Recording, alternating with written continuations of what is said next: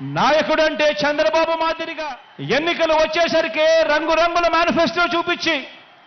రకరకాల పార్టీలతో పొత్తులు పెట్టుకొని రైతన్నలకు, అక్క చెల్లెమ్మలకు, అవ్వ తాతలకు, చదువుకుంటున్న పిల్లలకు, ప్రతి సామాజిక వర్గాన్ని ఆలోచనలు చేసి రంగురంగుల మేనిఫెస్టో తీసుకొచ్చి ఆ తర్వాత అధికారంలోకి వచ్చిన తర్వాత చంద్రబాబు నాయుడు గారి మాదిరిగా అంటే లేక ఒక మాట నోట్లో నుంచి వచ్చిన తర్వాత మరీ ముఖ్యంగా ఎన్నికల ప్రణాళిక అంటూ ఎన్నికల మేనిఫెస్టో అంటూ రిలీజ్ చేసిన తర్వాత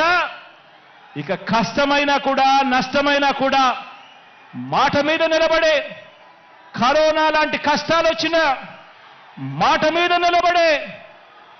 నాయకుడంటే మాట ఇస్తే తగ్గేదే లేదు అని చెప్పి